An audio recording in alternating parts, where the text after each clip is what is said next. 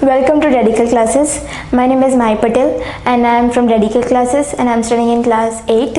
And today I am going to explain you about the topic electrical stimulus to chemistry. Now let me first explain you what is the meaning of stimulus. It is the cessation of the flow of electrons. Now, all the matter which is made up of tiny particles is called atoms. An atom is made up of have nucleus at its center and it is composed of protons and neutrons. Protons are positively charged particles and neutrons are uncharged particles, and electrons, which are negatively charged particles, revolve around the nucleus.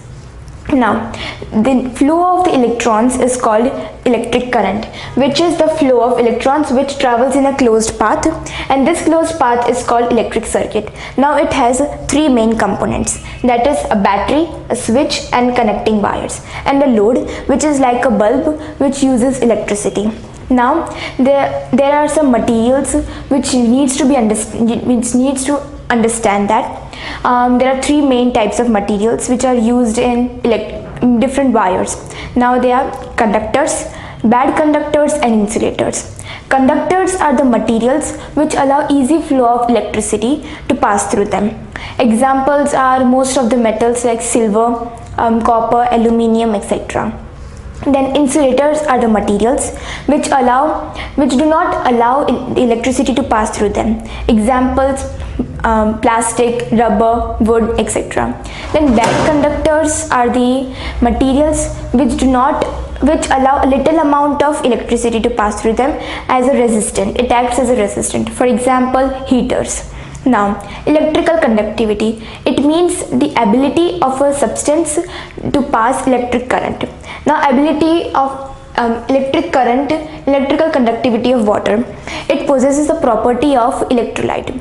Now, the pure 100% water is a poor conductor of electricity, but the distilled but uncontaminated water which we get from the tap water or from the well is a good conductor of electricity because it has some impurities in it. It contains ions which are freely charged particles and which allows electric current to pass through them, and it possesses a property of electrolyte, that is the liquid which has the ability of the electric current to pass through them, that is electrolyte, the flow of current. Now, electrical conductivity of water have chemical effects too, that is take an example, take two iron nails, cover it with copper wire. Then attach one of the wire to the negative pole of the battery, that is cathode, and another wire to the positive pole of the battery, that is anode. The two copper and iron nails is called electrodes. Now take some water in a beaker and add a teaspoon of salt in it and sulfuric acid. Now dip both the iron nails into the beaker of the solution. Now wait for some time for its result. You will observe that bubbles are formed near the two electrodes, that is the hydrogen gas and the oxygen gas. It is the break of the constituents into two parts from the water. This possesses a property of electrolysis, that is the electric current which passes through an electrolyte, which results into a chemical reaction and which is formed near the two electrodes, and this is electrolysis. Now there are many more applications like electroplating, refining of metals, extraction of metals. Electroplating is like galvanizing, in which deposition of one metal on another metal with the means of electricity is done. Electroplating is mainly done for the shiny appearance of the metal and for the keeping the metal safe from underneath. Then it is important for us to understand how electroplating works. For that, do an activity. Take some salt solution in a beaker.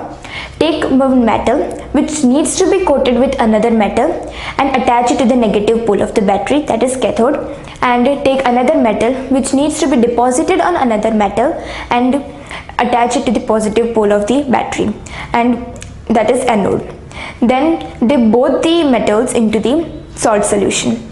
You will then pass an electric current. You will observe that the metal which needs to be deposited on the another metal gets dissolved into the water, into the salt solution, and it gets an even coating on the another metal. That is, negative electrode is the metal which needs to be coated with another metal.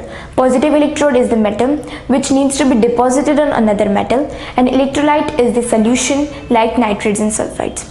Now there are some applications too, like galvanizing. It is the coating of zinc on iron which prevents rusting.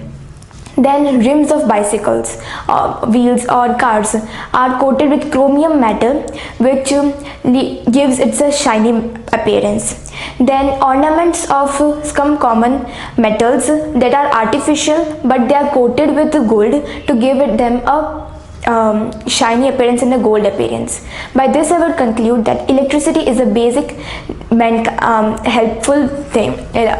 Electricity is a current which provides basic useful thing which fulfills the use of mankind. Thank you.